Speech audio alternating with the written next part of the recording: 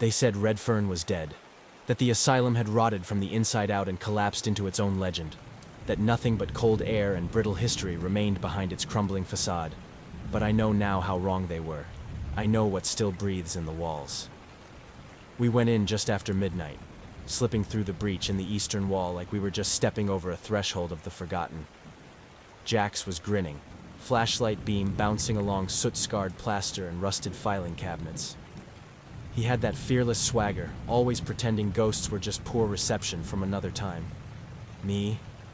I kept my hand tight on the GoPro and the other on the crowbar strapped to my pack. The air was thick, humid, like walking through someone's exhale. Redfern didn't feel abandoned. It felt aware. We found the lobby first. Dust spiraled in lazy circles under our lights. The reception desk was split down the middle like something had cracked it open from below. Wallpaper curled at the edges, covered in strange, looping patterns that didn't match the Victorian design style. At first, I thought it was mildew, but when I touched it, I jerked my hand back. It was warm, almost feverish, and it pulsed. "Feels alive," I muttered. Jax laughed, but his voice cracked. He lifted his camera to the wall just as a strip of the wallpaper sloughed off in a wet, tearing motion, like skin peeling from meat. Beneath it, the concrete didn't look like concrete. It rippled. It shuddered. Jax froze, lens still focused, whispering, "You seeing this?" That's when the walls started moving. Not with the slow decay of time, but with intent, rhythmic, breathing. The floor dipped beneath our feet, and we stumbled back, catching the tremor too late. Something in the foundation growled. It wasn't noise in the human sense. It was a vibration you felt behind your ribs, a resonance that made your teeth ache. We should have left. God, we tried. But every hallway we turned into curled back on itself. Doors we entered through were no longer there. It was like the place was folding in, learning how we moved, redirecting us like blood through veins. At 2:17 a.m., the GoPro lens began to glitch, the frame warping as if heat waves danced just beyond the lens. I remember saying something about the wallpaper again, how it looked stretched now, like it was wrapped too tight over something just under the surface. Then, a moan, not ours, rose from the floor itself.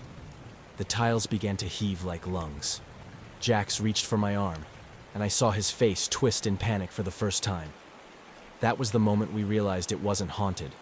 It was hungry. We ran. We didn't scream. We didn't have the breath. Every corridor pulsed with sickly red light, as if the building had developed veins and was using them to pump awareness to every creaking beam. We passed a shattered window, only to find behind it more wall. Fresh wall. Wet wall. Like flesh stitching over an open wound. We stopped in what might have once been a nurse's station. Jax collapsed against a rusted cabinet, panting. I turned to him, trying to steady the camera, but behind him the plaster wall blistered. It bubbled outward, swelled with something trying to push through. I raised the camera again, my hands trembling, and caught a glimpse of the wall folding open like a maw. Inside, there was no insulation, no wiring, only layers. Layers of tissue, muscle, and something deep inside twitching, waiting. That was when Jax screamed. I spun just in time to see the floor open beneath him. Not a trapdoor, but a split, like a jaw unhinging. He vanished into it with a snap of bone and a wet pop. I ran to the spot, screaming his name, but there was nothing. Only smooth, unbroken tile beneath me now. The building had sealed him inside itself. I didn't escape. Not really. The way out just appeared, like it was offered. I staggered into the night, soaked in something that smelled of rust and salt. But even now, even as I write this, I can feel something inside me still moving. Something that wasn't there before. Redfern didn't just take Jax, it tasted me. And I know it's still hungry. I should have never returned. But something in me itched. Not like curiosity. More like something unfinished had latched itself to my spine. I kept waking at 2:17 a.m., drenched in sweat, heart hammering, ears ringing with the sound of stretching walls. Every night I saw Jax in the dark, half merged with plaster, mouth open like he was still screaming. Only he didn't have a mouth anymore. They said the footage was authentic, that what happened wasn't possible under any known technology or material science. I didn't need them to confirm that. I felt it under my skin. The return trip wasn't brave. It was stupid, compulsive. I thought if I found what was left of him, maybe the nightmares would stop. Maybe the thing inside me would go silent. I crossed the perimeter on June 14th. The exclusion zone was still active, signs and drones and that sick feeling in the air, like static before a lightning strike. I ducked the barricades, slid past a rusted perimeter gate that had grown veins, pale lines threading through steel like root systems. Redfern looked different. Not older. Not even more decayed. Just evolved. The upper floors sagged as if the building were stretching, its silhouette warped against the moon like it was mid-exhale. I hesitated for a moment, then stepped into the breach again. Inside, the temperature shifted instantly. Warmer than outside. Humid, like stepping into a throat. I retraced our steps to the lobby, expecting some twisted déjà vu, but it had changed. The desk was gone. So was the wallpaper. The floor pulsed faintly underfoot. New corridors had formed, veined, smooth, unnatural, like scar tissue grown over old wounds. The place was regenerating. I whispered Jax's name. That's when the hallway answered. A low groan rose from beneath the floor. The ceiling above me trembled, dropping flecks of plaster that twitched when they hit the ground. I pressed forward. The walls curved inward now, no right angles, just organic bends that made it feel like I was inside something living, breathing. I found what was left of the nurse's station, or what replaced it. A hollow space opened to my left, ringed with what looked like rib-like arches. The floor here wasn't tile anymore. It was slick, and it shifted when I stepped on it, like stepping on cartilage. Then I heard it, the sound of chewing, wet, deep, deliberate. I turned my flashlight, and the beam caught something on the wall. A bulge in the surface, stretching and distorting. Beneath a translucent membrane, something was moving. I stepped closer, and I saw his face. Jax. Or what used to be him. His features floated just under the surface, eyes wide, mouth frozen mid-yell. A scream encased in meat. His skin was translucent, threaded with red. I reached out, trembling. When I touched the wall, it tightened, veins pulsing, and Jax's mouth moved. I stepped back. Then he spoke. But it wasn't his voice. It was layered, hundreds of voices, all speaking in a garbled whisper that formed one phrase. You left me here. I ran. The hallway lengthened behind me, stretching, warping. Door frames blinked in and out of existence like they were being tested for placement. I sprinted, each step landing on floor that pulsed beneath me, as though it hated my touch. Ahead, a red light began to glow. Not electric, biological. The corridor opened into a new chamber, unfamiliar. The walls were smooth and concave, like the inside of a lung. The air was thick and hard to breathe.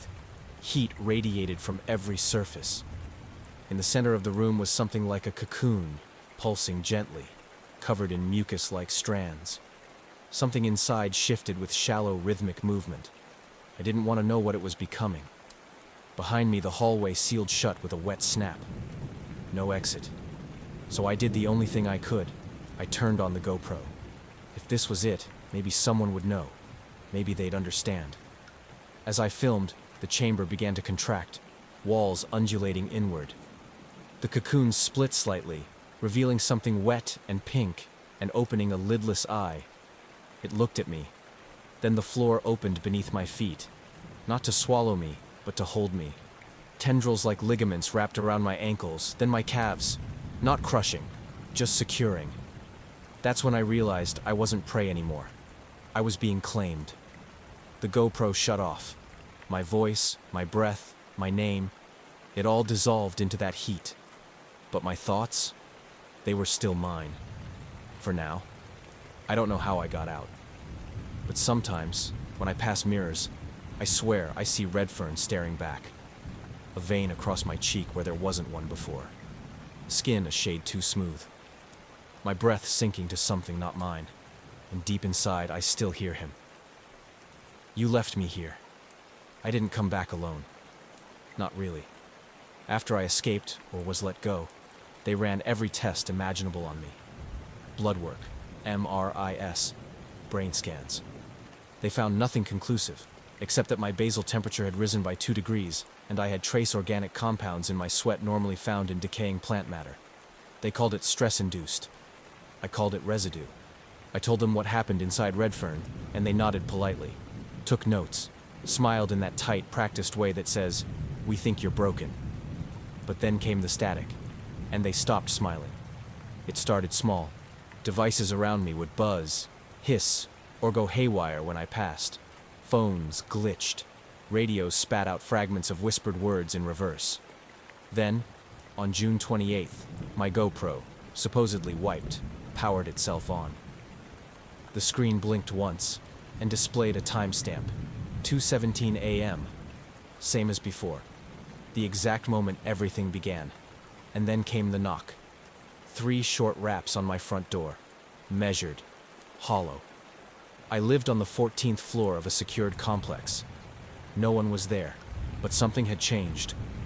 My building's walls began to sweat. The same slick moisture that soaked Redfern's interior now bled through drywall and ceilings, trailing along the edges of vents and power sockets. I reported it. Maintenance came. One man touched the residue and was hospitalized that night with severe dermal burns. They quarantined the apartment. I left, but the feeling didn't. Redfern was growing, and I realized it wasn't just a place. It was a pattern, a behavior, a kind of cognitive virus that spreads not through bites or spores, but memory, proximity, attention.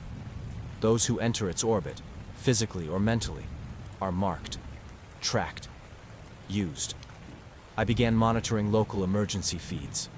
That's when I saw the incident report out of Otter County. Unidentified structure observed emerging beneath condemned highway overpass. Surface described as pulsing. Responding unit lost contact. ETA for hazmat arrival. Pending. I knew that overpass. We'd driven past it during the first trip to Redfern. It wasn't spreading. It was seeding. The next day, I was contacted by Officer Elena Marquez. She'd seen what I'd seen. Her voice on the line sounded brittle, like it was running through a dying speaker. She whispered one sentence before the call dropped. "It's building itself again, and it remembers us." We met that night in a parking lot outside a truck stop, neutral ground, away from concrete. She looked worse than I expected, pale, eyes ringed with red. She showed me a scar curling across her palm. "The barricade," she said. It grabbed me. Didn't let go until I screamed a name. "What name?" "Yours." We didn't speak for a long time after that. Instead, we planned. Mapped out all the places we'd been during the containment phase. Compared news reports, emergency calls, odd weather anomalies. There were patterns, faint tremors in structures, spontaneous corrosion, walls breathing. We plotted 9 suspected echo sites across upstate New York. By July 3rd, 3 were active, manifesting early signs of transformation. And the worst part? Each location had one thing in common: contact with former Redfern personnel or escapees. We weren't survivors. We were hosts. We tracked down Dr. Rajesh Gupta, the materials scientist. He'd vanished after his final briefing. His lab? Abandoned. Notes scattered. But one document remained. Digitally corrupted, mostly unusable except for a phrase recovered through hex editing. "There is no architecture. There is only appetite." That night, I dreamed of Redfern again. Only this time, I was beneath it. In the dark, buried where foundation meets bedrock, the structure flexed above me like lungs around a heart. I felt walls slide like muscle, Heard the old pipes hum not with water, but with voices. Hundreds layered in sync, muttering one word: return. I woke up gagging, my mouth filled with dust and something that tasted like rust and soil. The wall behind my bed had cracked. From the center of the fracture, something slick and white began to bloom. A tooth. Red fern wasn't waiting. It was calling us back. It's June 30th now. Exactly 1 month since Mika and Jax went in. Since the first scream. Since the first breath that wasn't mine filled my lungs. I'm writing this not to warn anyone because I know now that warnings don't work. Curiosity is stronger than fear. That's how it spreads. Through questions. Through the hunger to know. You read about red fern. You thought about it. That's how it finds you. That's how it found me again. After the Otter County Bloom site collapsed in on itself, the emergency reports stopped. No more surveillance, no more containment. Official agencies pulled back, quietly, like they'd been told to. Like they'd realized the truth too late. This isn't a structure you can fence in. This isn't a threat you quarantine. Red fern isn't a place anymore. It's a system. I returned. I had to. Not because I wanted to. My bones screamed otherwise. But because part of me was already there. I followed the heat maps, the seismic readings, the pattern of tooth blooms and metal corrosion, and it all led back to the original site. The building, though half sunken and wrapped in barbed matter, still stood. Its silhouette was changed. More vertical now, more organic, like a rib cage splitting open. Lights flickered behind the windows, but no power had run to Redfern in 90 years. I entered at 1:43 a.m. This time, it knew me. The walls parted where they had once resisted. I didn't push through. I was let in. Inside, the hallways were no longer halls. They were esophageal, ribbed and pulsing, glistening with condensation and something darker. My boots stuck with each step, and I realized I wasn't walking on tile anymore. It was soft, yielding, responsive. I passed through the old lobby. What remained of the reception desk was embedded in the wall like a tooth and gum. The wallpaper now pulsed slowly, in rhythm with some subterranean beat. I could feel it under my skin. My veins itched. At 2:17 a.m., the heart of Redfern opened. It wasn't a room, it was a throat, descending. And I went down. The deeper levels were never on any blueprint, never mentioned in any documentation. But I'd seen them before, in my dreams, in Mika's last words, in that single corrupted frame on the GoPro where her face elongated and her mouth wasn't her own. These levels were moist, warm, and utterly silent. I stopped seeing my breath. Then I stopped hearing it. My pulse slowed to match the buildings. I reached the core, not mechanical, not architectural, but alive. It saw me, not with eyes. It knew me, not by name, but by use. I was a piece, a brick, a contribution. And all this time it had simply been calling me home. At the center, the walls peeled back to reveal them. Mika, Jax, Elena, Rajesh, dozens more. Not corpses, not whole.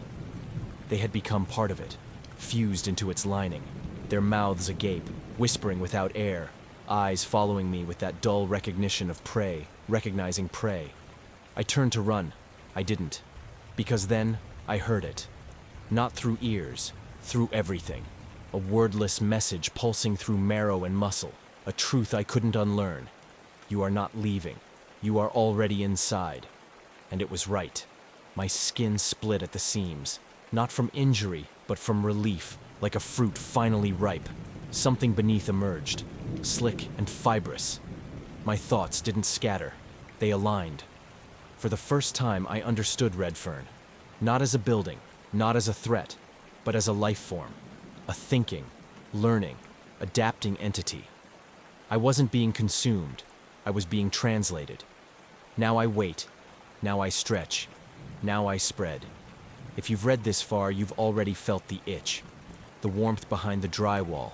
The breath in your vents. Red fern isn't behind you. It's beneath. And it's hungry again. Story 2.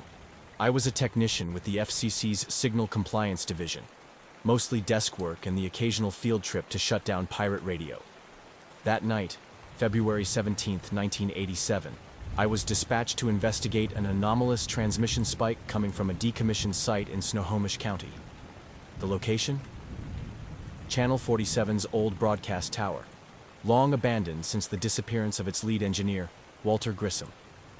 I'd read the internal report years ago, how he welded the breakers shut and vanished the same night. Back then, I chalked it up to burnout or a staged disappearance. But when my monitor began picking up low-frequency pulses matching the tower's call signature, I drove out, alone. The moment I pulled up, my handheld analyzer maxed out with readings that made no sense. The tower was dark, its power feed severed and rusted over, but it was emitting. Not just weak echoes, full-spectrum bursts. I parked, stepped out, and noticed the air was unnaturally still. A biting cold clung to the skin, far below what February should have allowed. I scanned upward. The steel lattice loomed black against a moonless sky, but my eyes kept being drawn to the red light at the top. It blinked too slow. 4 seconds on, 2 off. 4 on, 2 off. A pattern. I set up my portable dish and tuned in manually. The signal was unmistakable. Channel 47's frequency.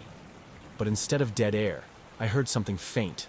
Layered whispers, overlapping like a crowd murmuring beneath a frozen lake.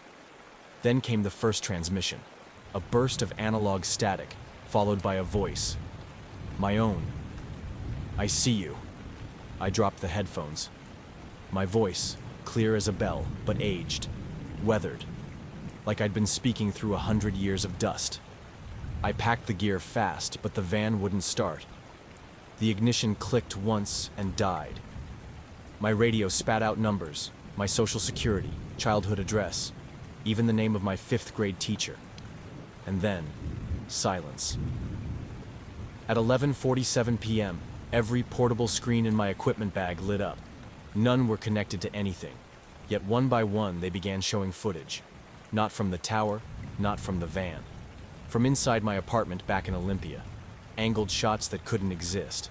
One from the ceiling corner above my bed, another from inside the hallway closet, and one more, facing the front door from within the wall. The footage wasn't live, or maybe it was.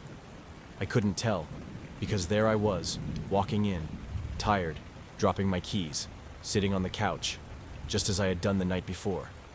But then, a distortion.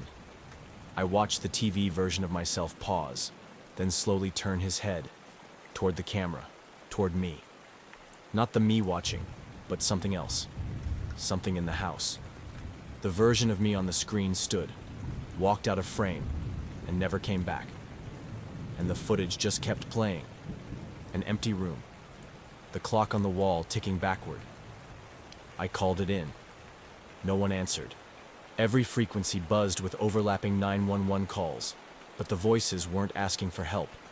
They were screaming, repeating fragments like broken loops. He's in the sink again. The light's wrong. I'm watching me, watching me. I left the van. I don't remember walking. But I came to nearly a mile away, standing barefoot on a frozen service road. My boots were still in the van. So was the gear. I never went back for them. Back at HQ, they ran diagnostics on my equipment logs. One note stood out from the data dump. Frame 231. Unauthorized camera source. Location unknown. They archived the report. Labeled it electromagnetic hallucination. Dismissed it. But I remember the transmission. I remember the tower blinking that slow code into the void. And I remember my voice speaking back to me. Some nights, when I pass an old CRT left on the curb or hear static between radio stations, I swear I hear it again. 4 seconds on, 2 off. A pattern. It's still broadcasting. I hadn't planned on returning to Seattle. The city held too many quiet memories and unspoken hours. But when the Bureau called me in as an independent consultant on the Edith Callaway incident, they didn't offer much choice. Just a packet, an NDA, and a voice on the line that said, "You've seen this before." They weren't wrong. I arrived at the Callaway residence just past noon on a gray afternoon. The street was cordoned off with unmarked vans and signal-blocking units humming at low frequencies. From the sidewalk, the house looked painfully ordinary. Clapboard siding, chipped paint, a garden overrun with frost-bitten herbs. But once I crossed the threshold, I felt it. The pressure behind the eyes. The way your hearing shifts like you've stepped too deep underwater. The kitchen was where it started. I stood just behind the line of evidence markers, staring at the jars. 117 of them, arranged on every flat surface. Shelves, counters, even balanced across the open door of the refrigerator. Viscous bluish fluid filled each container, and suspended in the liquid, eyes. Some blinked under the flashlight beam, others just floated, unblinking, like they'd been watching for years. From above, the forensic team told me, the jars formed something like a glyph, a perfect recreation of Channel 47 in Braille. None of it made sense. Edith Calloway was a retired librarian with no criminal history, no signs of delusion or psychosis, no Braille literacy. But what struck me hardest was the footage, the tapes. The Bureau had set up a mobile analysis unit in her basement. The VHS they pulled from her recorder showed the final minutes before her disappearance. It began like any home recording, slightly grainy, static at the start. She sits on her couch, watching something. Her TV is tuned to Channel 47, though the signal had supposedly been dead for nearly a decade. Then, the distortion. The image splits. One side shows the film she'd been watching, phantom screams. But overlaid is another feed. Black and white footage from inside this house. From impossible perspectives. From the sink drain. From inside the refrigerator. From within the walls. She reacts, begins to speak, to plead with something unseen. The television image of her stands up independently, eyes blacked out as if censored, or burned out from the inside. Then that version moves, turns to the camera, and smiles. The real Edith screams. Then the image cuts. At 11:53 p.m., the 911 call began. What came through the line was barely coherent, but the logs caught it all. Her voice trembling, breaking. There's something arranging the jars again. It's in the kitchen, but the TV's showing me still asleep. How can I be asleep? I'm standing here. I'm watching. The version of me just cut to silence. The responders arrived 7 minutes later. What they found challenged logic, even for the agents who'd worked the strangest cases. Every reflective surface in the home was compromised. Not shattered, not distorted. Looped. The toaster's side panel played the last 2 minutes of her life on a repeating feed. The spoon on the floor showed an officer entering the home, before he actually had. A measuring cup reflected a scene that hadn't happened yet. That same officer reaching for the television. When he eventually did, the moment matched the reflection perfectly. They took that TV, hauled it away under a triple-sealed blackout tarp. I didn't touch it. The broadcast, it seems, had infected more than just the airwaves. It had nested into the walls, into mirrors, screens, wires. I checked my phone later that evening and found my front-facing camera had recorded 2 full hours of me sleeping, while the device had supposedly been off. Only I hadn't been asleep. And the version of me in that recording? It blinked the wrong way. A slow, deliberate reversal, as if the act was being played backward. Since that day, dozens of new reports have surfaced. Phones ringing from unplugged lines, static flickers in microwave doors, televisions turning on at 11:47 p.m. with no external input. What disturbed me most came from a neighbor's child, no older than 6, who told the agents, "The lady next door's TV watches her back." When they asked what he meant, he pointed across the street and said, "I saw her inside it, before she screamed." Before I left the site, I caught a final glance at the unplugged television they'd confiscated. Its screen was black, blank. But in its reflection, I saw a version of myself still standing in the kitchen, still watching, still smiling. The house wasn't finished with me. After the Calloway scene, I returned to the Bureau's off-site review center in Everett, an old post office converted into a containment archive. We were tasked with parsing the collected footage, cross-referencing known data leaks, and examining anomalies embedded within the tapes. I should have felt safe. But Channel 47 didn't need a signal tower anymore. It had evolved. It started with the hum. Not a sound you could record or isolate. More like a pressure. Low frequency, just beneath the range of hearing. Like your own nervous system was picking up a broadcast your ears couldn't. The techs thought it was stress. I knew better. The VHS reels pulled from Edith's machine had been scrubbed, demagnetized, even cryogenically cooled. Nothing helped.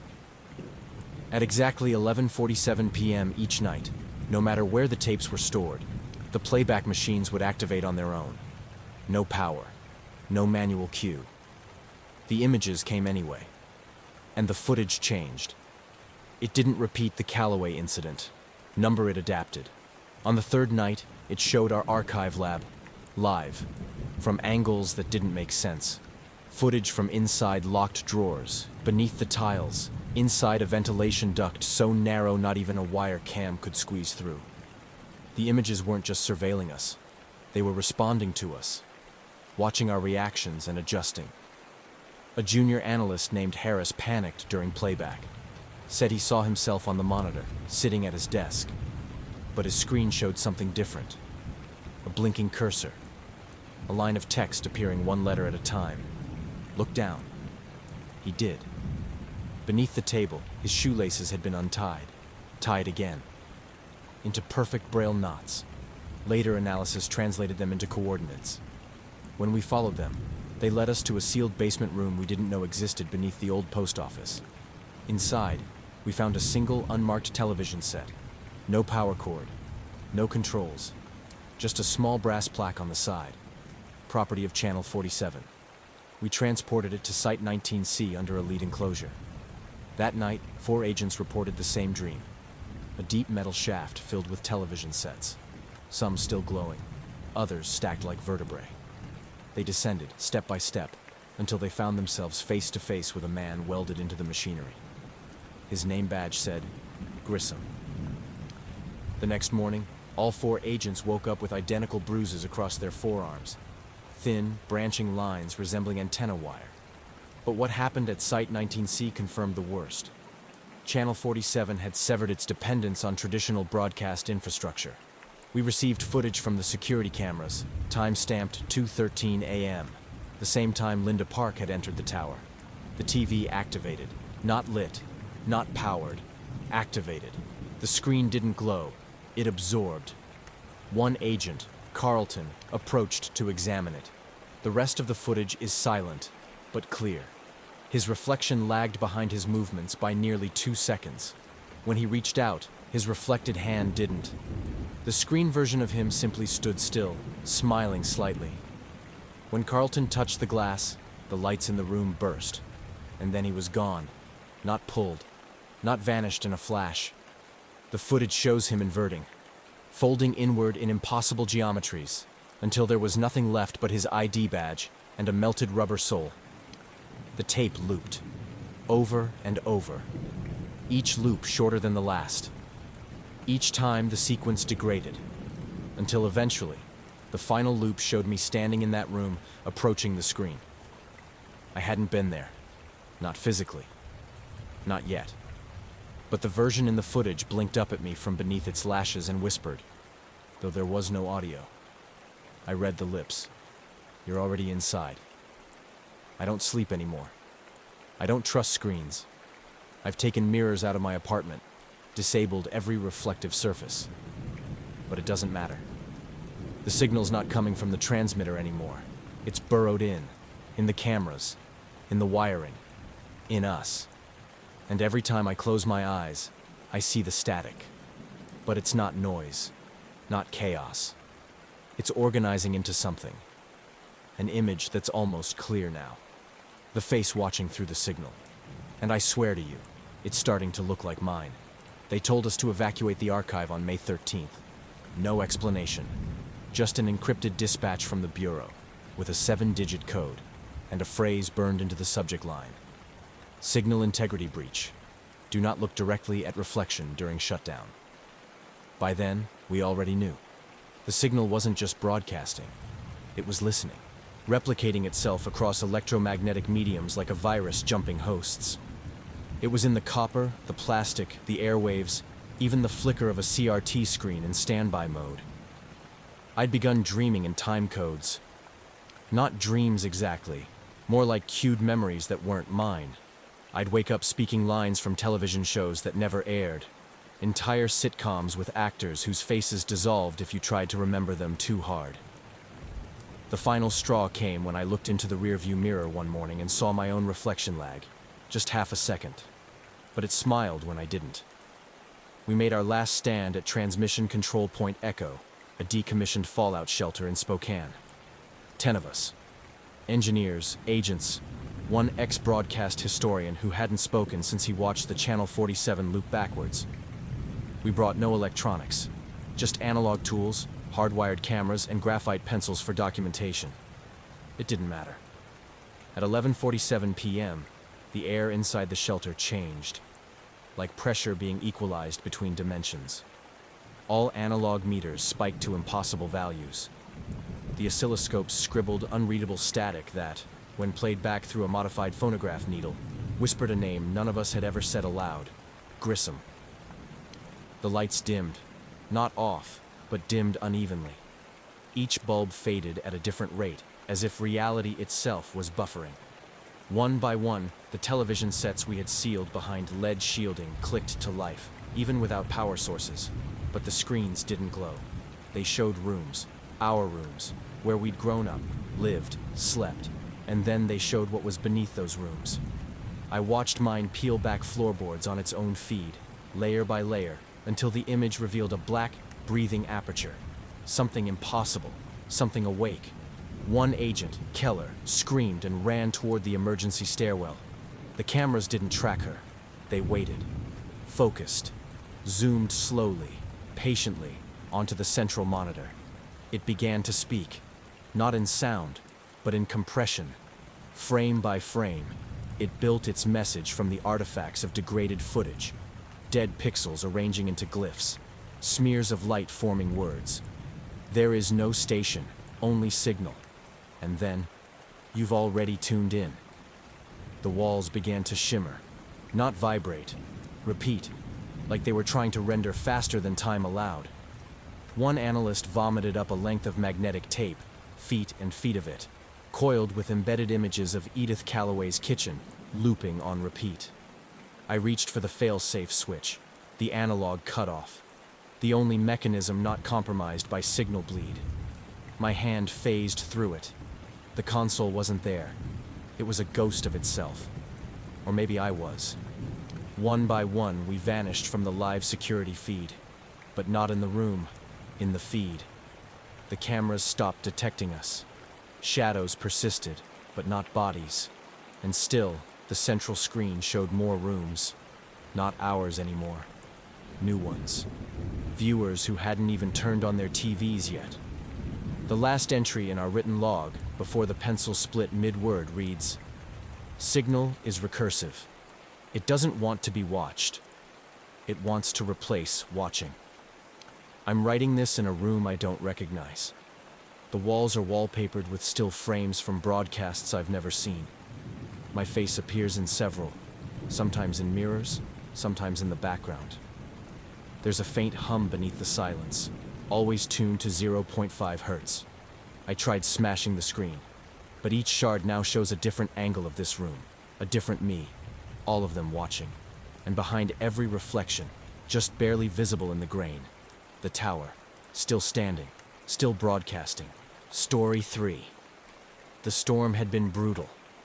Waves pounded the Scottish coast for 3 days straight, and when the clouds finally tore open to reveal the pale blue of June sky, the beach at Port Mold looked like it had been peeled back by unseen hands. Sand dunes had vanished, whole chunks of cliff had collapsed, and in the shadow of the bluff, where the earth had sloughed off like old skin, a gaping wound in the landscape had opened, an entrance to something ancient. I was there the day they found it. My name's Colin Drever, former coastal engineer, now a consultant for things nobody wants to be caught explaining in a boardroom. I was called not because they thought I could help, But because the local council wanted someone to sign off on fencing the area, chalk it up to geological instability, and make it someone else's problem. But this wasn't erosion. Not exactly. The opening didn't look like a cave at first. It looked processed, as if someone had carved it with crude tools, then lined the interior with some kind of organic plaster. When I stepped closer, my boots squelching in wet sand, I realized that the walls shimmered under the salt-drenched light. They were smooth, porous, and faintly warm, and they pulsed. Sergeant Elias Ung was the first to go in. He cracked jokes with his team, said it smelled like wet bandages and old fish, but his voice dropped when he touched the wall with his gloved hand. He didn't flinch. He didn't scream. He just stopped moving. His body locked up like a statue in the surf. Then he turned, as if to speak, but the resin was already climbing his neck. We tried to drag him out. God, we tried. But the resin had fused his gloves to the walls, and his face was contorted in something between panic and comprehension. Like he understood what was happening. Like he'd seen something deeper inside. And then he was gone, swallowed by the wall with a sound like wet paper tearing. The sample team never returned. They'd tried to cut away part of the wall for testing, but their instruments failed. Blades dulled instantly. Laser cutters rebounded. One technician said she felt the floor breathing. Another lost all sensation in her fingers and began to weep without knowing why. That's when the caves began to change. Every day, new patches appeared, fresh sections of the dermal membrane. The tissue bore familiar marks: a child's scraped knee, a sailor's faded ink, a crescent-shaped burn I recognized from a case back in 2008. All from people who had vanished. Missing swimmers, coastal hikers, even a few from the old maritime registries dating back centuries. They were becoming part of the caves. Marine scanners showed the caverns extending far beneath the seafloor, branching like blood vessels. Divers sent to map the lower sections surfaced with translucent patches on their skin and no memory of their descent. One was convinced her own name had changed. Another began speaking in rhymes that matched the scars etched into the walls. We tried to destroy it. Explosives were laid along the upper shafts, rigged with seismic charges. The team wore sealed suits, triple-layered gloves, redundant comms. All precautions failed. The detonation misfired. The walls did not burn. Instead, the explosives themselves dissolved, absorbed. And afterward, the rocks showed new formations. Keloid ridges, swelling folds. A human face, stretched and silent, pressed into the surface like something trying to remember how to scream. It was Sergeant Ung. Now the area is sealed off, but no one believes it'll stay that way. The shoreline creeps closer. The caves grow daily, fed by tide and wind, by curious children and desperate wanderers. And if you stand near them long enough, you'll hear the faint rustle of skin shifting over stone, like pages turning. And the words, those inked into the dermis, are getting clearer. I didn't want to go back. After Sergeant Ung vanished into that breathing wall, the case should have been closed, marked as a geological anomaly beyond current understanding, handed off to some agency built to bury things. But the truth had a way of resurfacing. 3 weeks later, an oil rig drone 20 miles offshore went dark during a routine scan. When the crew pulled the feed, it showed the same pulsing material, slick and pinkish, etched with symbols and names that didn't belong that far out at sea. Names we traced back to the missing, some recent, others plucked from the yellowed archives of a forgotten era. That's when we understood. The caverns weren't confined to Port Mold, they were growing. I was sent back under protest, assigned to the multidisciplinary team now housed in a perimeter lab, 50 yards from the cavern mouth. They called it a containment zone. We knew better.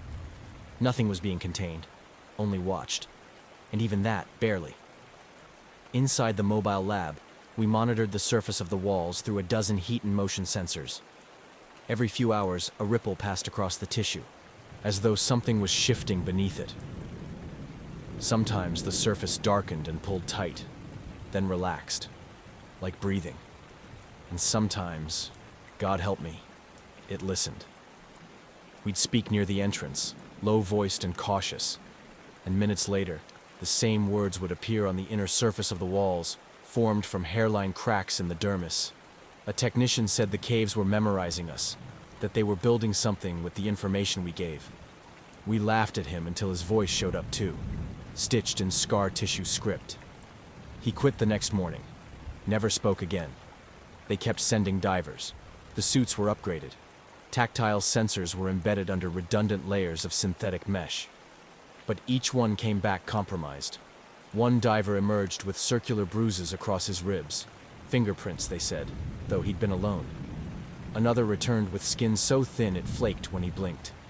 One woman resurfaced and whispered, "We're not supposed to read it," before tearing off her gloves and sprinting into the sea.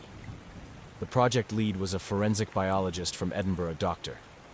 Maureen Thorne. Sharp, fearless, unshakable. Or so we thought. She spent weeks cataloging the growth patterns of the walls, comparing them to epithelial regeneration cycles, wound repair stages, even cancer metastasis. But none of it fit. The walls weren't healing. They weren't multiplying in the traditional sense. They were remembering, a kind of living archive. She made a breakthrough just before she vanished. Dr. Thorne had isolated a microscopic structure inside the dermal layer, something like a follicle, but with photoreceptive capability. It recorded not just physical contact, but movement, temperature, intent. She called them sensory nodes, said they weren't passive tissue, said they chose what to absorb. The night she disappeared, the interior walls shifted again, this time dramatically. They flexed outward, like a lung inflating in reverse. A sound echoed through the cavern, wet, rhythmic, and wrong. We found her recording equipment the next morning, crushed flat and embedded in the floor membrane. No sign of her body. Only a new stretch of skin near the southern wall, inked with symbols that resembled her handwriting. We kept a rotation, but people stopped sleeping. Night workers heard murmurs from inside, droning, tonal, almost mechanical. Some claimed to see images flickering across the dermal surface, scenes from memories they hadn't shared. A lost pet, a childhood accident, a father's voice from behind a closed door. I thought I saw Sergeant Ung just for a second, eyes wide, face distorted, as though pressed beneath a thin sheet of latex. Then he was gone. The wall sagged inward again, drawing tight across nothing. We tried to record it. Cameras failed. Every tape came back blank or corrupted, live feeds filled with static. But the observers didn't need playback. They began sketching what they remembered seeing. Panels, rows, structured pages of human skin, stretched and flattened, each one layered with details. Scars, calluses, bruises, hair follicles, faces screaming without mouths, and deeper still, impressions of thoughts, fears, desires, secrets no one had ever said aloud. I began to notice changes in my own reflection. My skin looked waxy in low light. I felt cold, but didn't shiver. I touched the wall once, not on purpose. A slip. My glove fused for less than a second before I tore free. I thought I was okay. But later, I found a pattern on my shoulder, under my shirt. A faint copy of my own signature, stretched and raised like a blister. I haven't told anyone. But I think the caves already know. It's been 2 months since Port Mold was locked behind steel barricades and reclassified as a zone of indeterminate biological hazard. That's the official name. Unofficially, they just call it the Living Dead Wall. I still have access, though no one asks why I keep coming back. Maybe they assume I'm trying to finish Dr. Thorne's work. Maybe they think I'm too invested to walk away. They'd be right, but not for the reasons they imagine. The skin on my left forearm has begun to change. It's no longer mine, or at least it doesn't feel like mine. The hair is finer, darker. A freckle near my elbow is gone. In its place is a tiny spiral mark that glows faintly when I'm near the cave. Phosphorescent, like something bioluminescent from the deepest ocean. I've stopped reporting the symptoms. Anyone who logs an alteration is removed from the site. Some are relocated. Others simply stop checking in. No one comes back once they're flagged. 3 nights ago, a coastal drone flying surveillance picked up movement inside the main cavern. Not structural shift, individual motion, walking, upright figures, dozens of them. But the thermal signature was wrong. Colder than the cave walls themselves, moving against the tide of airflow, like ghosts drifting upstream. I volunteered to lead the next descent. Not because I wanted answers, but because I felt like I was being called. That sounds absurd, I know. But it wasn't a voice. It was more like recognition, like something inside the walls had picked me out, page-marked me. I suited up and descended at dusk. The caves are darker now. Not just low light, but a kind of thick, living darkness, like moving through a lung filled with ink. The walls pulse more slowly, almost like they're resting between chapters. And the scars have become structured, rows and lines, interwoven like language. You could almost read them if your mind didn't break first. We reached the gallery, the space where Sergeant Ung first disappeared. Only it's different now, bigger. Expanded like a wound refusing to scab. And in the center was a new formation, a pillar of layered dermal sheets, stacked like a tower of open books, each page a face. The bottom layer was old, faded and cracked, with 17th century hairstyles and soot-lined pores. The next was from the Victorian period. Then came the modern pages. And the most recent, still glistening with moisture, had her face. Dr. Maureen Thorne, eyes closed, mouth parted slightly. No signs of death, just sleep. The others on my team backed away. One vomited in his suit. Another started whispering the names he saw. I touched the edge of her page before I could stop myself. And in that moment, I saw everything she saw before she vanished. She didn't die. She crossed over. The walls don't kill. Not really. They copy. They absorb and recreate and hold on to what they find meaningful. Not just skin and bone, but patterns, decisions, thoughts. It stores the record of you, your worst moment, your last scream, your most desperate wish, and it binds you there forever. Preserved in nerves, in sinew, in a language of flesh no one ever meant to speak. We made it back topside. 2 of my crew are under psych evaluation now. One keeps clawing at his throat, saying there's something growing underneath. Another wrote a 200-page document in 3 hours, his handwriting unbroken, repeating phrases like, "Turn the page, find yourself," and "The body is a library without fire exits." We should have sealed the caves, I know that now. Not blasted them, not explored them, just buried them in silence and let time forget. But it's too late. The sea feeds it. Every lost swimmer, every forgotten corpse, every trace of human presence that slips beneath the tide finds its way into those pages, into that memory. The caves don't sleep anymore. I've watched the surface at night. I've seen it twist and flex like it's dreaming with its eyes open. And last night, for the first time, I heard my name whispered from inside. Not spoken aloud, written in a stretch of skin between 2 collapsed walls. Raised and red, curling slightly at the edges like it had just healed. Colin Drever. 3 times. Each one fresher than the last. I haven't left the perimeter in weeks. Not because I'm trapped, at least not by force. The exit checkpoint remains functional, guarded by men who don't ask questions anymore. But I can't leave. Something about the caves has taken root inside me. It isn't obsession. Obsession feels sharp, anxious. This is quieter, heavier. Like gravity pointed downward into the earth, and everything about me has started to follow. The team has dissolved. The funding was cut. Hazard fatigue, the report said. A bureaucratic term for when something becomes too strange to be useful. The government closed the facility under the guise of environmental instability. In reality, they've accepted what we all knew. The caves are not a problem we can fix. They're a threshold.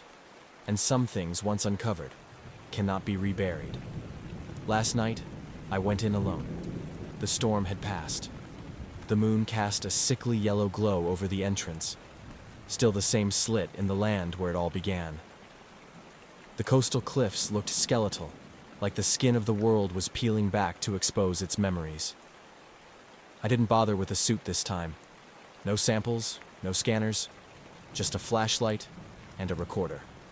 Not to study anymore, just to understand. The interior had changed again. The walls no longer resembled human skin in the obvious way. Now they looked like something composite, engineered, almost. A fusion of millions of identities stitched together into a seamless surface. No seams, no scars. Just smooth breathing tissue humming with electrical tension. The old faces were gone. Ing's scream had softened into a vague impression, as if the wall was forgetting him. But new forms had emerged, shapes that weren't quite human, elongated limbs, half-familiar mouths. Some moved when I passed. Others seemed to watch without eyes. And there, near the heart of the cave, I found the most recent addition. It was me, my entire face, stretched across a corner panel, expression slack with confusion. Not terror, not pain, just that final flicker of not knowing what comes next. My own image, captured in the moment I hadn't experienced yet. That's when I understood. The cave doesn't just remember the past. It anticipates the next version of you. The version you leave behind the longer you stay. The archive is predictive. It writes forward. As I turned to leave, I stumbled, my hand catching the wall for balance. The surface was soft and yielding. Too soft. I looked down and saw my palm embedded in the flesh, faint lines of print already being drawn into the skin. I tore away, but not fast enough. The mark remains, right in the center of my hand. A replica, raised in detail, still warm. I returned to the surface at dawn. The checkpoint was empty. The guards are gone. No sign of a shutdown crew. No signs of life except the ever-present gulls that never land, circling overhead like they're waiting for the land to fall completely. The sea is higher now. The tide has moved in fast over the past week, swallowing the outer cliffs and creeping toward the interior channels. Salt water seeps into the ground here, but the cave doesn't reject it. It drinks, absorbs, grows. Yesterday, I found salt crystallizing on the window of the lab trailer. Inside the condensation was a shape, faint but visible, not just a face. A book, bound in muscle, pages turned inward, a cover sealed shut by interlocking fingers. I haven't slept. I don't think I can. Every time I close my eyes, I feel the stories pressing against the inside of my skull. They want to be told, not aloud, not written, but embedded, in skin, in nerves, in the body's long memory. They never needed readers, only pages. The last words I'll record are these: I was wrong. This place isn't a cave, it's a library, and it's still taking inventory. Story 4. The wind carried whispers through Blackroot Hollow, the kind that skated across your skin like frost and made children pull their blankets tighter. For those who lived in the town, the strange quiet of the forest wasn't silence. It was listening. The trees, gnarled and knotted like the fingers of the dead, stood tall at the edge of the playground, where a crooked iron fence barely held back the wild. Parents warned their children not to go near after sunset, but warnings never stopped curiosity, especially not in October. Emily Harker had always been a careful girl, shy, polite, a little slow to warm up. But that evening, the sky burned gold behind the trees, and the soccer ball had bounced just out of reach. Her friends called after her, teasing her with sing-song voices. "Don't follow the shadow, Emily." But she laughed and waved them off. She stepped past the last post of the fence, onto the leaf-strewn trail, and the air changed. It grew still, heavier. The birds stopped singing. She was humming to herself. Not a song she knew, not really, but the words came easy. 1 step in, 2 steps back. Follow the shadow, don't lose track. And the trees listened. When Emily didn't return, the town stirred uneasily. The search began before the sun dipped below the ridge. Flashlights cut swaths through the dense woods, dogs barked into the underbrush, and parents called her name until their voices broke. But the forest gave nothing back. No prints, no broken branches, no drag marks or signs of struggle. Only the scent of moss and decay. Only the cold.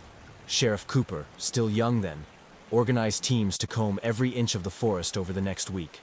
Helicopters circled overhead.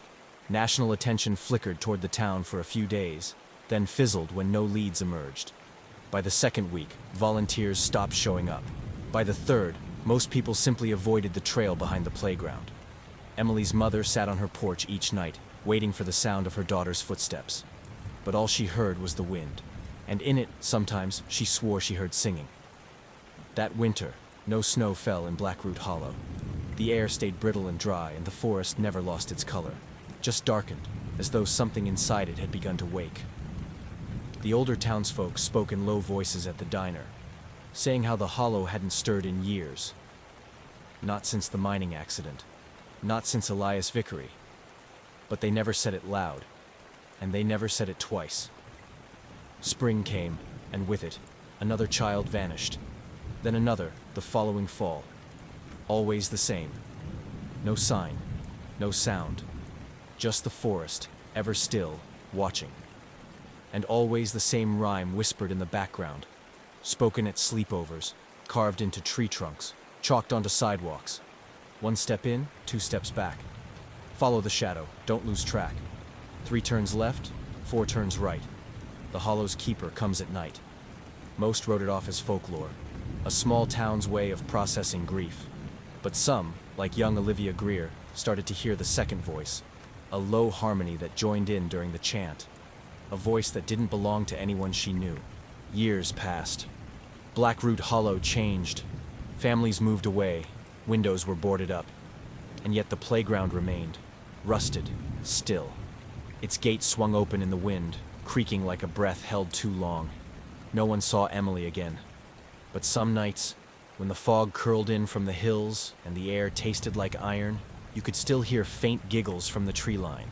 And if you followed them, just 1 step in, you might find the shadow waiting. When I was a kid in Blackroot Hollow, we didn't think of the rhyme as anything strange. It was just something we all knew, like how the wind always came from the east after sunset, or how the fog crept in low over the hills like it had a mind of its own. You'd hear the chant on the playground, in the woods, behind the school, passed from one child to another like a secret handshake. 1 step in, 2 steps back, follow the shadow, don't lose track. 3 turns left, 4 turns right, the hollow's keeper comes at night. It had a rhythm to it, easy, catchy, like a lullaby with sharp teeth, the kind that sticks in your head and gnaws at your thoughts long after you've stopped singing. We didn't know where it came from. None of us asked. Some said it was just an old game from the mining days, but even as kids, we could feel it was older than that. It felt carved into the bones of the town. Our parents shrugged it off like they had with everything else. Vanishing pets, weird lights in the trees, the odd cold patches that lingered in the soil even during July. They said we had wild imaginations, but they kept their curtains closed tight at night all the same. It wasn't until I was 12 that I learned the rules meant something. It started with Liam Carter. We were in the same class, lanky, pale, always humming something under his breath. The last time I saw him, we were at the edge of the playground, daring each other to play the whispering game. It was just a joke, kid stuff. You take a step toward the tree line, spin in a circle, whisper the rhyme, and run back before the last word. Liam didn't run. He stood there, eyes closed, lips moving. Then he tilted his head like he was listening to someone. When he opened his eyes, he looked gone. Not scared, not sad, just empty. He walked into the trees. I remember shouting his name, so did a few others, but none of us followed. Not really. We just stood there, calling after him, and the woods swallowed the sound whole, like they were never meant to echo. By the time the adults came, he was already gone. That night, I couldn't sleep. I kept hearing the rhyme in my head over and over, but slower, drawn out like it was being spoken underwater. I tried to ignore it, told myself it was just fear twisting my thoughts. But just after midnight, I swear I heard someone humming it outside my window. Not singing, humming. a low, breathy vibration that didn't sound quite human. The next day, Liam's shoes were found tied to a tree branch. Not tossed or stuck. Tied, like someone had carefully looped the laces and hung them there like an ornament. There was a black stain on the bark. Sticky, tar-like. It burned the hands of the deputy who touched it.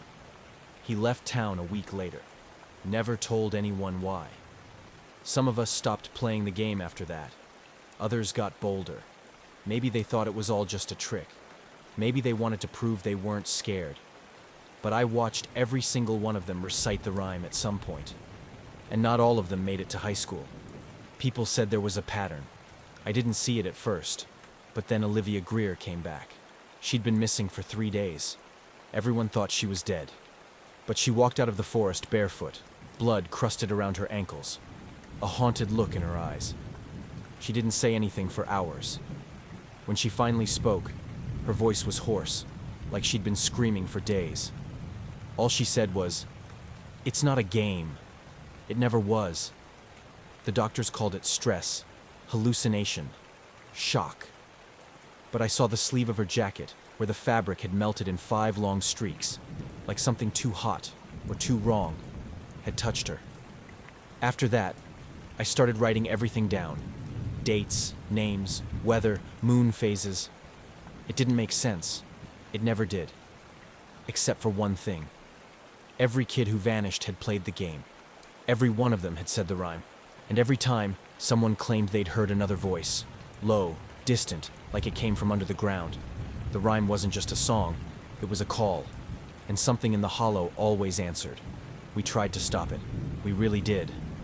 But how do you stop a story once it's buried so deep? Even the trees know the words. I haven't heard the rhyme in years now. Not until last week, when I passed by the old playground and saw a group of teenagers near the fence, laughing, daring each other. And one of them stepped forward, smiling like it was all just a game. "One step in," he began. I didn't stay to hear the rest. I used to think patterns meant order. Something you could track, chart, maybe even stop. But in Blackroot Hollow, the pattern was a trick. It looked like structure, but every time we got close, the hollow bent it just enough to slip through our fingers. Detective Mara Voss came in with fresh eyes, sharp, practical, too stubborn to flinch at small-town ghost stories. She called the rhyme a psychological vector, said it was just something that got into kids' heads and led to dangerous behavior. But that changed after Liam Carter. I was with Voss the night we reviewed the playground footage. Liam stood alone near the swing set, lips moving as he whispered the rhyme under his breath. She enhanced the audio, expecting static or wind. What came through was something else entirely. A second voice, ragged and deep, echoing Liam's chant in perfect rhythm, but at half speed. A voice not shaped for language. She rewound the clip again and again, face hardening as the voice grew clearer each time. When the screen flickered, just for a second, Liam's shadow split in two, his and something taller behind him. The next morning, his shoes were found tied to a birch branch, like an offering. The soles were soaked in that same black tar we'd seen before. Voss took them to the lab. The report said it wasn't sap, nor petroleum, nor anything known. The residue reacted to skin contact by evaporating into a mist that left blistered, frostbitten flesh. One technician suffered nerve damage from a single drop. Sheriff Cooper brought me the file late one evening, hands trembling. His own daughter had found the tar in her backpack after walking near the forest line. That night, he resigned. Said he wasn't going to lose his family to something we can't even look at straight. But it didn't stop. If anything, the disappearances grew bolder. We mapped every case from 1987 to 2023. There were 15 known victims, all children between the ages of 7 and 14. All had spoken the rhyme aloud, and all vanished within hours. The disappearances happened near water sources, creeks, springs, old wells, always under cloudy skies. Never rain, never sun. Then there were the anomalies. Security cameras glitching at the exact second a child crossed into the trees. GPS watches freezing with timestamps reading 0000. Dogs brought in for searches refusing to step past the tree line, whining and backing away. Voss started sleeping in her office, surrounded by files, maps, and half-drunk coffee. She barely spoke except to ask for more data. And then Olivia Greer happened. She came stumbling out of the woods in 2020, 3 days after she disappeared. Mud to her knees, pupils blown wide, hands shaking. At first, she couldn't talk, just rocked back and forth, whispering the rhyme to herself. It wasn't until they moved her jacket that they saw the scorch marks. A blackened, elongated handprint melted into the sleeve. 5 fingers, no thumb, twice the length of a man's hand. Olivia finally talked 2 days later. She said she heard someone calling her name in her own voice. Said the trees kept shifting, turning her around. Said she saw toys, hundreds of them, lying in a clearing that reeked of something sweet and rotting. And said she was being watched the whole time by something tall, bark-skinned, with no face, just glowing, blinking lights where eyes should have been. It whispered, but not in words, in images, in fear. They called her testimony hallucination, classic trauma. But then Voss found an old cassette tape in the archives, labeled Vickery, E, 1925. A recording from the boy who survived the 1923 mine collapse. It was faint, warped by time, but the last thing he said before screaming was the same rhyme, same cadence, same dread. That was the first time Voss said it out loud. This thing isn't killing them, it's taking them.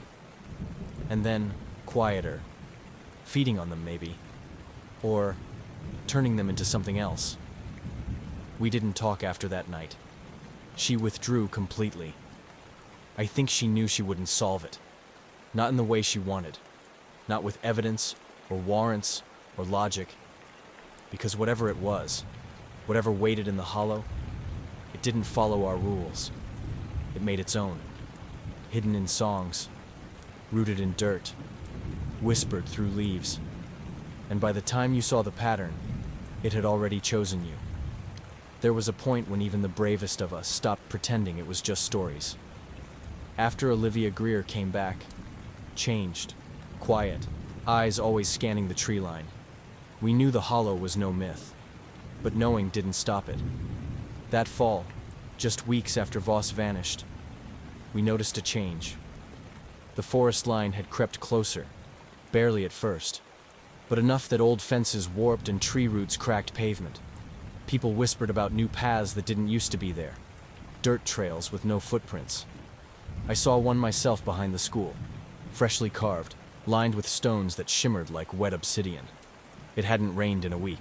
That was when the humming started. Not from the woods, but from the earth. A low, almost imperceptible vibration you could feel in your bones if you stood still long enough. Dogs growled at the ground. Birds avoided the trees. And then the lights came. We used to think only the kids were targets. But in early December 2023, a hunter named Mark Delaney went missing. No whispering game. No rhyme. Just left his cabin one morning and never returned. His brother found his flashlight still on, spinning in the dirt near an old logging path. The beam pointed straight up at a tree whose bark was scorched black and humming faintly in the cold air. People panicked. Doors were boarded, cameras installed. But the footage caught nothing, only static and an occasional flicker of movement just beyond the lens. We brought in an outside expert, a geologist, to see if maybe there were gases, faults, something rational. He didn't even last a night. He left his equipment behind, along with a single note etched into the dust of his windshield. It listens when you think. By now, there were murmurs about the mountain itself.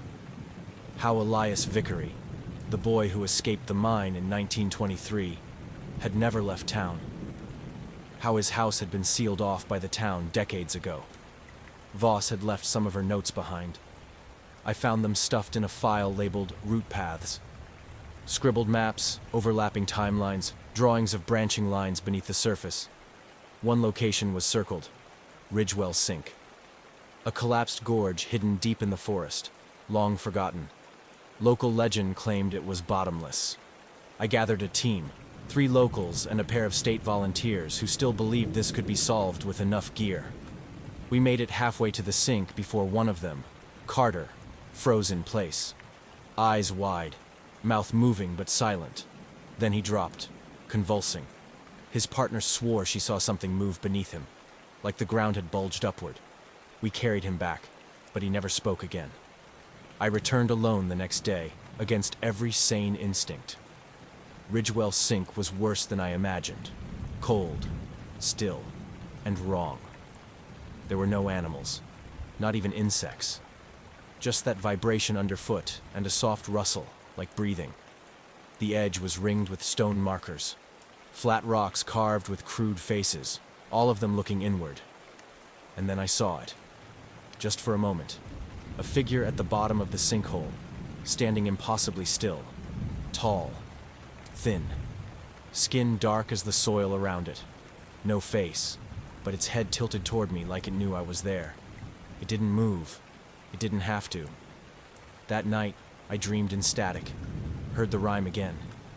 Only this time it was different. Slower. Deeper. The words pulled at me like hooks. 1 step in, 2 steps back. Follow the shadow. Don't lose track. 3 turns left, 4 turns right. The hollow's keeper knows your light. I woke up with dirt under my nails. After that, people started leaving town. Packed their cars in the middle of the night. No goodbyes, no explanations, just gone. And the hollow grew quieter, as if satisfied. But I stayed. Someone had to. Because the pattern wasn't just continuing. It was evolving. And I could feel it now. In the air, in the ground, behind my reflection. Watching, waiting. Becoming part of every whispered word, every child's game, every unspoken fear. Whatever lives in that forest is older than the town, older than names, and it's no longer content to wait in the dark. I used to believe there was a limit to fear, a breaking point where the mind either collapsed or blocked out what it couldn't understand. But in Blackroot Hollow, fear wasn't a threshold. It was a current, a slow, dragging pull that ran beneath your skin, whispering, waiting. After the incident at Ridgewell Sink, the town felt different. Not just quieter, emptier, like something had taken a breath and hadn't exhaled. I started noticing people losing time. Blank hours, staring out windows, hands trembling, faces pale like they'd seen something but couldn't recall what. Then came the digging. Not by us, by it. Sinkholes appeared along the tree line, perfectly round, 3 feet across, carved into frost-hardened ground as if scooped by fingers too large for any human. And they weren't just holes. They pulsed. Low vibrations hummed from them at night, like a distant heartbeat beneath the soil. Sheriff McBride, Cooper's reluctant replacement, ordered them filled with cement. By morning, the holes had returned. The cement was gone. Only the humming remained. The town council disbanded quietly. No official announcement. They just stopped meeting. Lights at town hall stayed dark. Mail piled up. One by one, families packed and left. I stayed behind. Not out of courage, just obligation. If everyone fled, who would be left to remember what happened? I started keeping my own journal. Notations, timelines, topographic maps with circles where the sinkholes clustered. The patterns weren't random. They were forming a spiral. A slow inward curl, drawing toward a central point beneath the hollow. Then one night, the humming stopped. That silence, it was worse. A silence so heavy it felt like standing underwater. My ears rang, my skin prickled. I walked outside, past the rusted swing set and boarded windows, down the overgrown trail behind my house. The path, which had always led to a dead-end ridge, was suddenly different. Stretched, twisted, lined with trees I didn't recognize. Trees that leaned inward, as though listening. That's when I heard it again. The rhyme. Not sung, not whispered. Breathed. 1 step in, 2 steps back. I froze. The voice was mine. My exact voice. But I wasn't speaking. It came from ahead, deeper in the woods, echoing softly between the trunks. And it wasn't alone. More voices joined. Children. Dozens of them.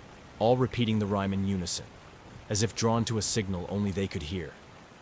I ran. When I got home, I found dirt on my feet. Fresh pine needles in my pockets. Scratches across my arms like I'd pushed through brambles. but I didn't remember leaving the trail. That morning, I checked the photos I had pinned to my board. Pictures of the missing children. All of them had changed. Their eyes were black, smiling, hands pressed against the inside of the frame like glass. I tore them down, but the next day, they were back. Replaced. I called McBride. No answer. Drove to his house. Gone. Front door open. Lights still on. Patrol car parked out front. But his boots were there, neatly placed beside a trail of black footprints leading into the trees. No one filed a missing person report. The hollow had stopped pretending. It wasn't just the forest anymore. It had spread into our streets, our houses, our memories. The line between dream and waking blurred like breath on glass. And that black tar, it was showing up in water pipes, on playground slides, in the cracks of our walls. Alive. A creeping vein system. I remember visiting the school before they shut it down. The desks were still there. So were the lunch trays. But every chalkboard had the same message, written over and over in looping childlike scrawl. He walks in the roots. I haven't slept in days, because now when I close my eyes, I see what's underneath. Not a monster, not a man. A shape. Formless, ancient, crawling through the hollow like a second skin. It doesn't speak, it remembers, and it's learning to become us. I write this now from the last lit room in Blackroot Hollow, the attic of the old library, where the bulbs flicker but haven't yet gone out. Outside, the streets are empty. The wind carries the sound of something not quite laughter, not quite crying. And underneath it all, I can hear the rhyme again. Closer now. It's no longer just in the forest. It's in the walls. There are only 26 of us left. The others, gone without struggle. No alarms, no screams, just vanishing. Doors left ajar, meals cooling on tables, televisions still playing static, one by one, each house darker than the last.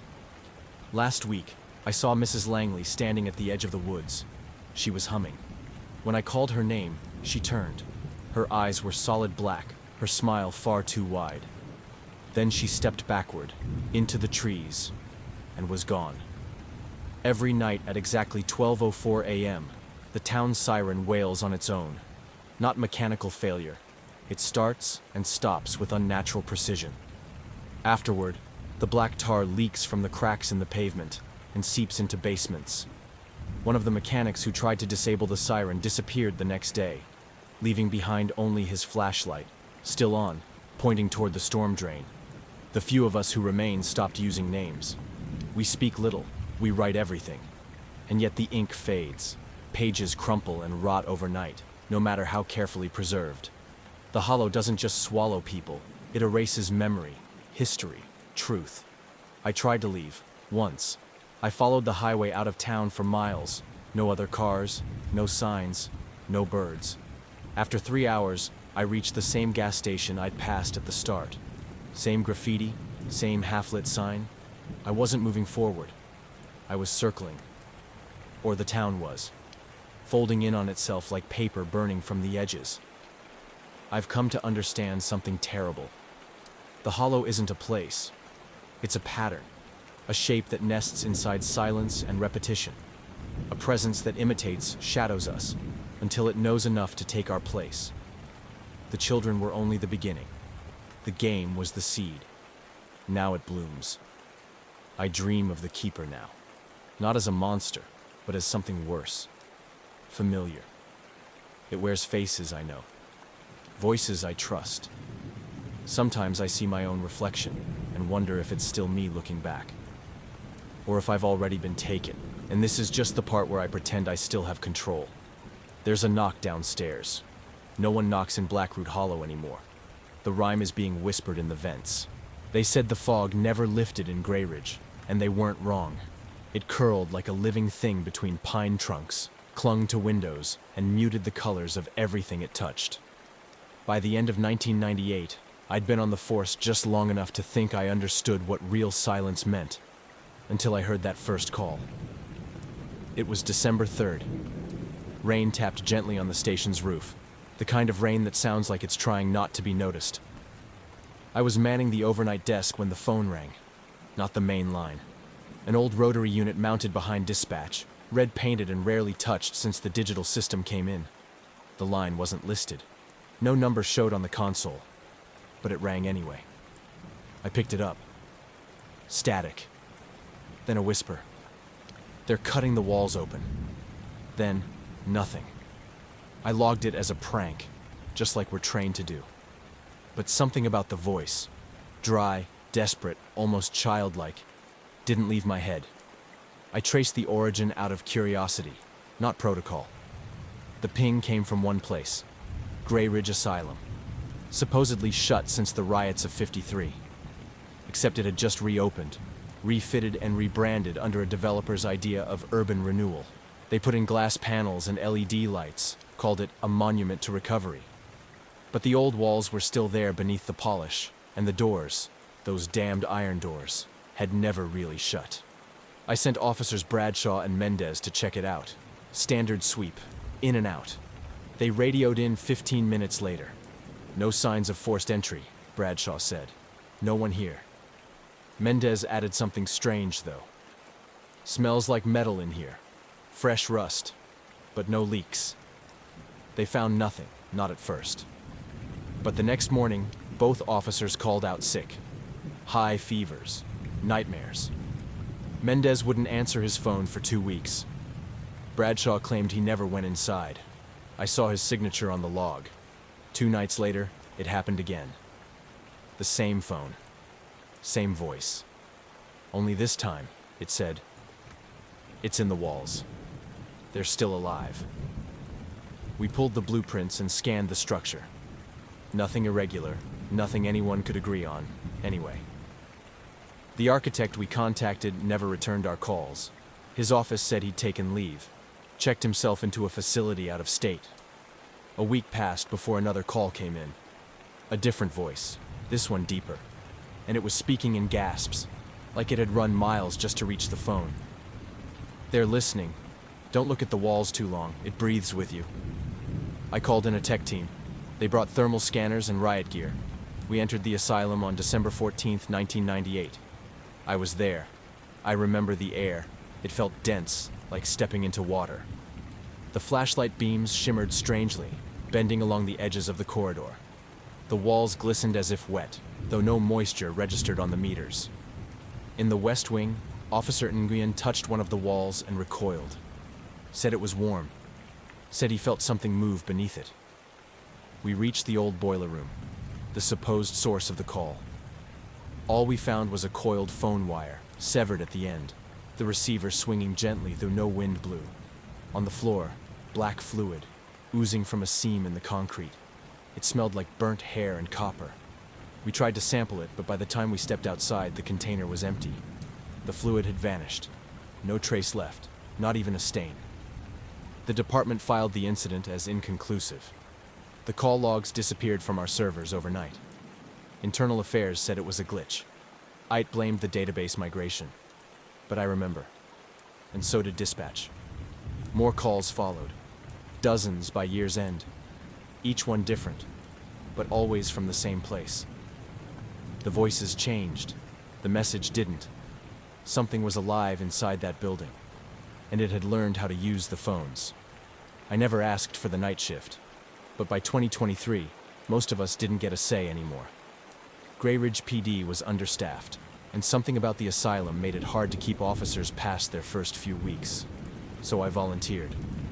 20 years on the force teaches you when to be afraid. I figured I'd seen worse. I was wrong.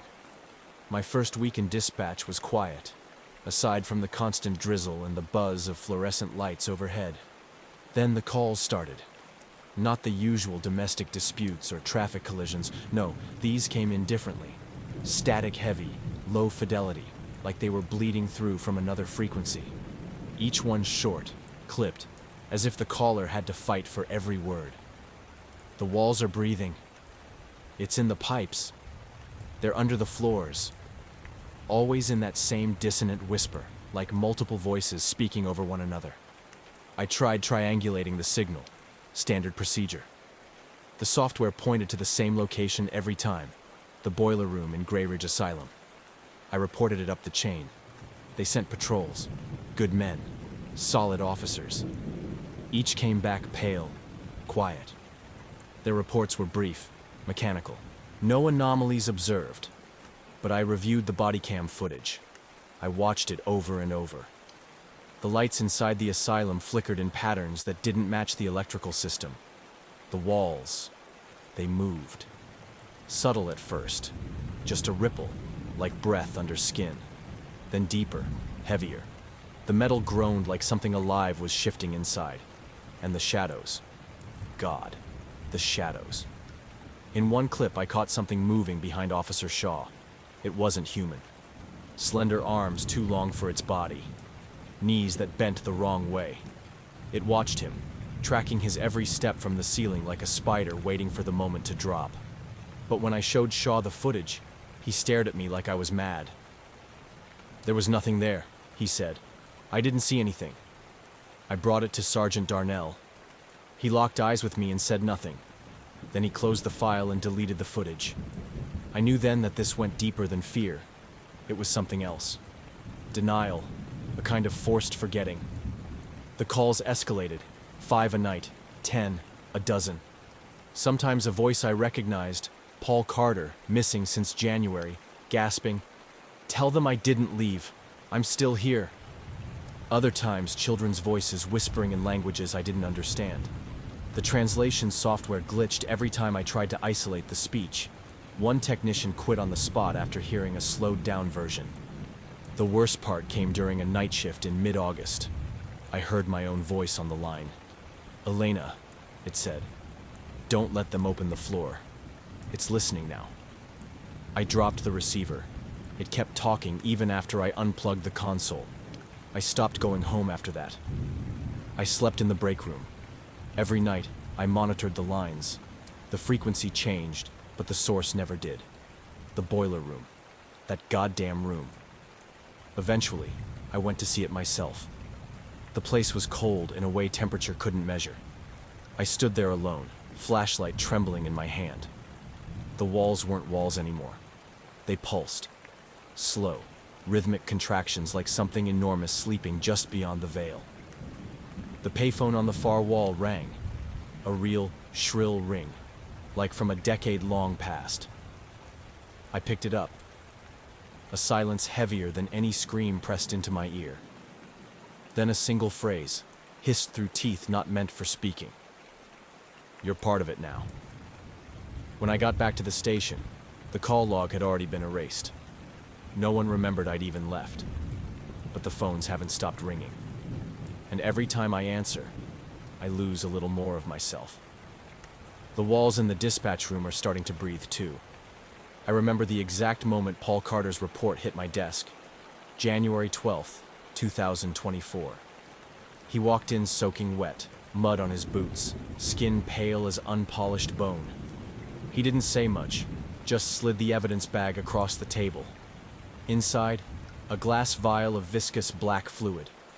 It shimmered faintly under the fluorescent lights, iridescent like oil, but thicker, with movement that didn't make sense.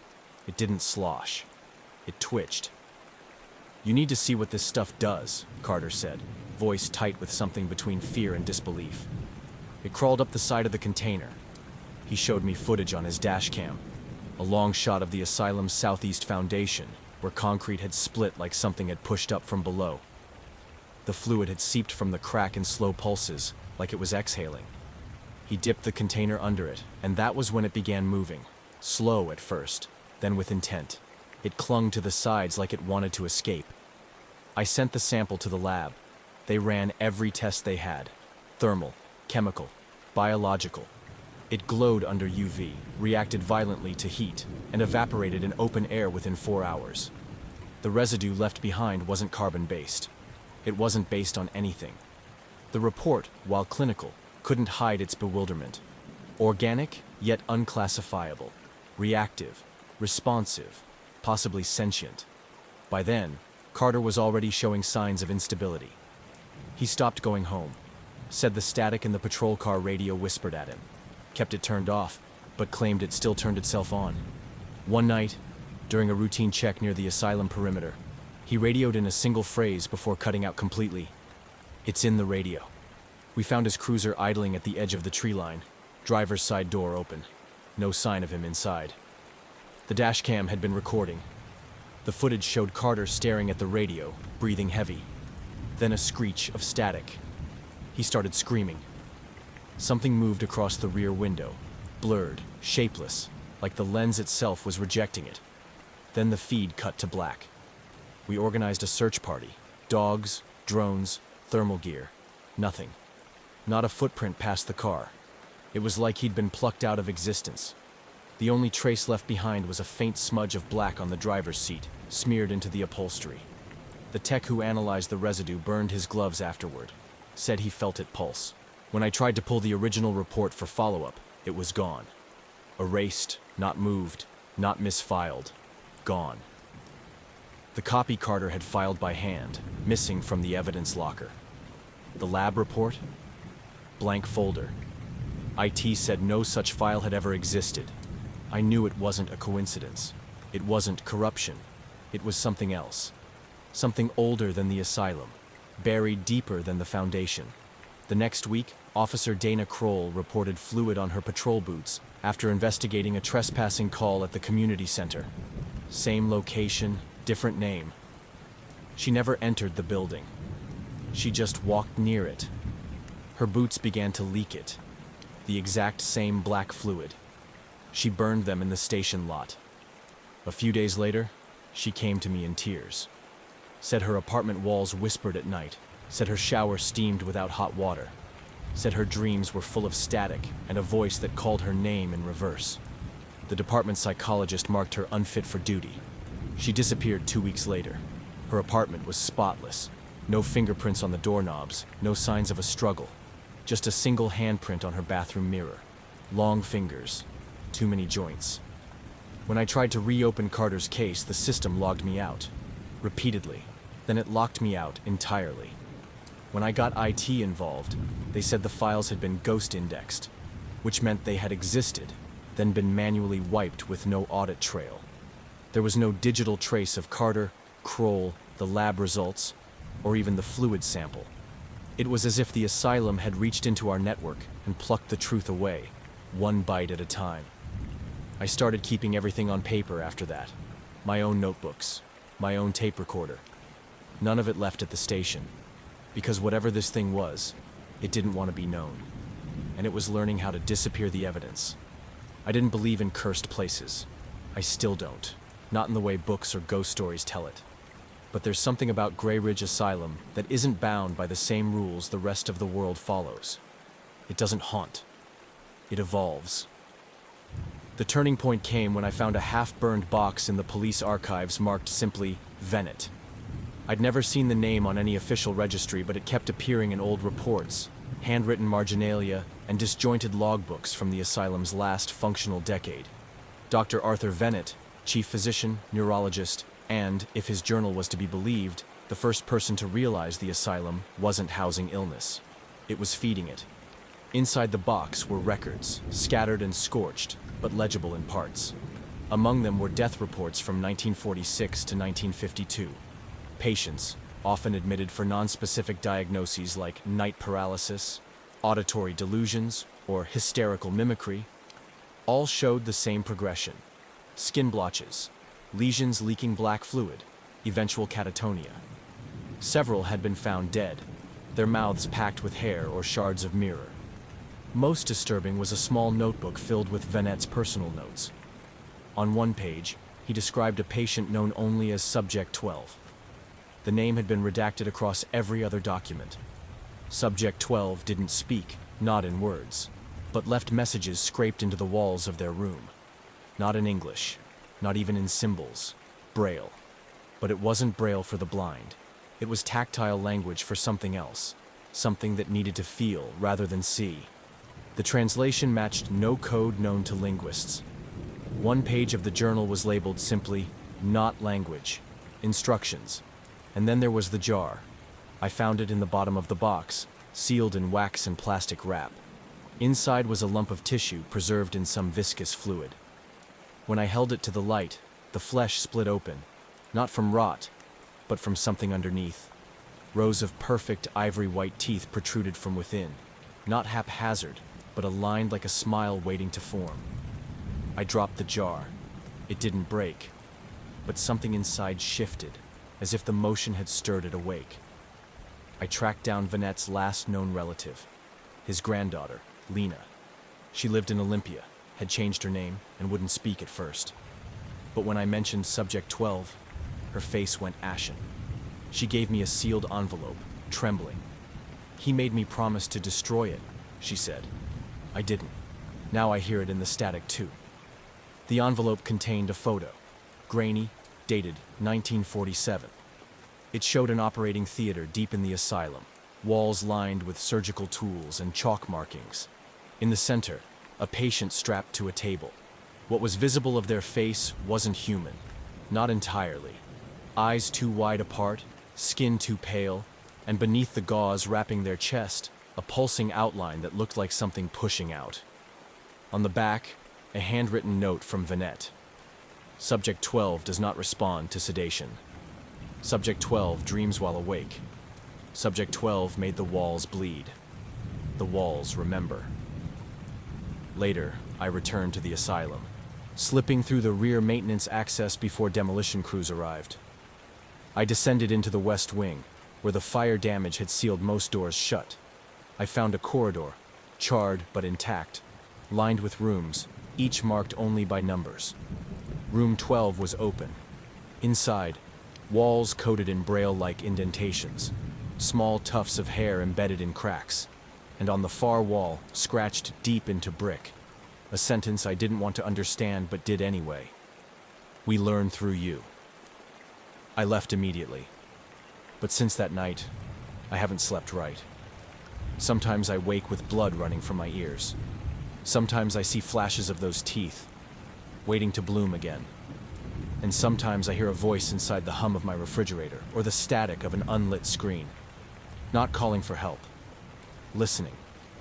I was there the day they drilled too deep. It started as a routine inspection. At least, that's what the city engineers called it. The asylum's subsurface was shifting, they said. Too much rain, too much erosion, the earth eating itself from below. But I'd seen enough by then to know it wasn't the ground moving. It was something inside it. The crew arrived in March 2024, 6 men with helmets and equipment humming like angry insects.